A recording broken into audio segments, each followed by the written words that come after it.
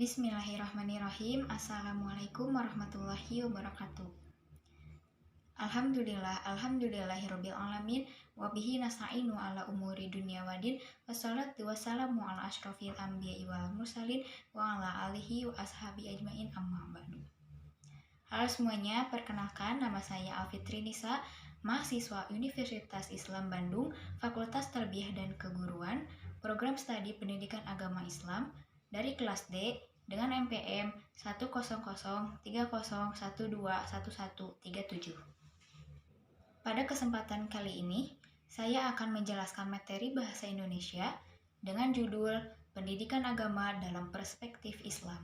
Pendidikan merupakan kegiatan memobilisasi segenap komponen-komponen pendidikan oleh pendidik terarah kepada pencapaian tujuan pendidikan. Teori nilai pendidikan. Nilai menurut ahli adalah suatu tipe kepercayaan yang berada dalam ruang lingkup sistem kepercayaan yang mana seseorang tersebut akan bertindak atau menghindari suatu tindakan, atau mengenai sesuatu yang pantas atau tidak pantas dikerjakan. Menurut Sidi Ghazalba, pendidikan merupakan sesuatu yang bersifat abstrak. Ia ideal, nilai bukan benda konkret, bukan fakta, dan pendidikan bukan hanya persoalan benar dan salah dan menurut pembuktian empirik, melainkan soal penghayatan yang dikehendaki dan tidak dikehendaki, disenangi dan tidak disenangi. Nilai-nilai pada pendidikan terbagi menjadi 5 jenis, yaitu 1.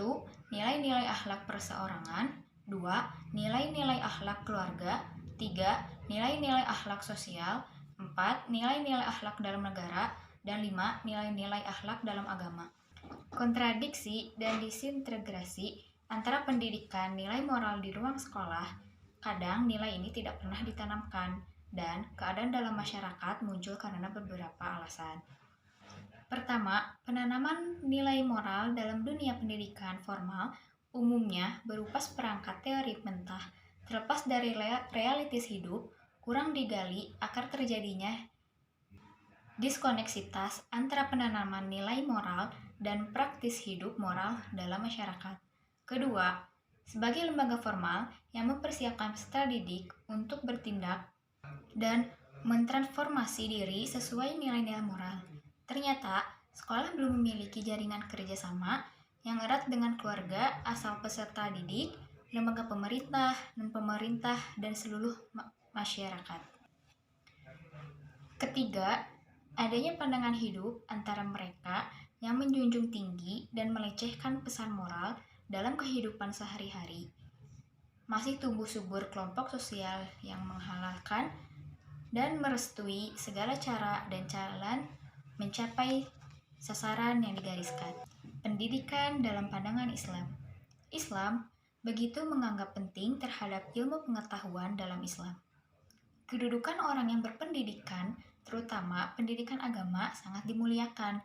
Bisa juga dilihat sendiri di kalangan masyarakat bagaimana seorang guru atau ustadz mendapatkan posisi yang cukup bergengsi.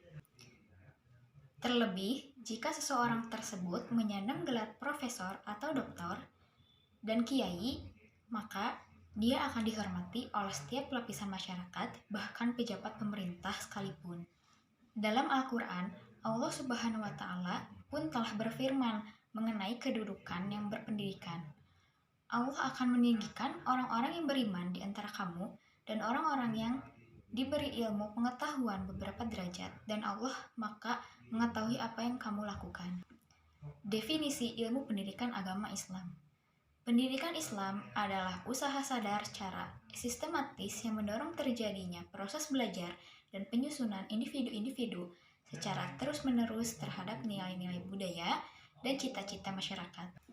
Definisi pendidikan Islam adalah proses transformasi dan internalisasi ilmu pengetahuan dan nilai-nilai Islami pada peserta didik melalui penumbuhan dan pengembangan potensi fitrahnya untuk mencapai keseimbangan dan kesempatan hidup dalam segala aspeknya.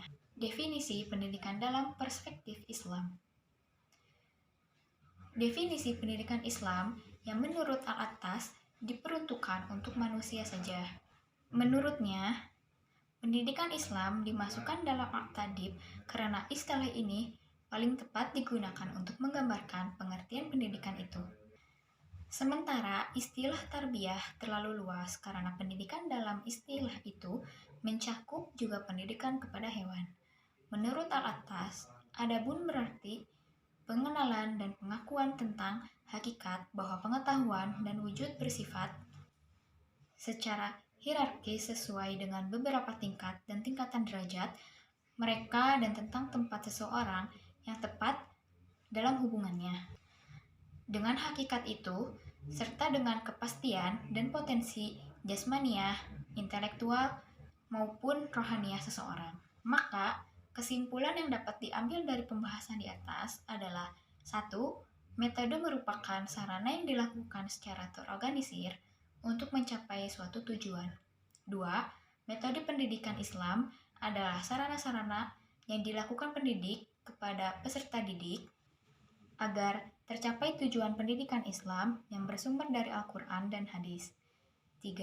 Metode-metode ini terlepas dari pendekatan metode pendidikan Islam seperti pendekatan agamis, biologis, psikologis, dan sosiologis. 4. Dalam melaksanakan metode pendidikan Islam, mempelajari terlebih dahulu mengetahui prinsip-prinsip metode mengajar. 5. Masing-masing metode pendidikan tidak dapat dilakukan sendiri atau terpisah, tetapi dapat dilakukan secara bersamaan atau menunjang satu sama lain untuk kekurangan dari metode tersebut. Cukup sekian yang bisa saya sampaikan. Mohon maaf apabila ada salah kata.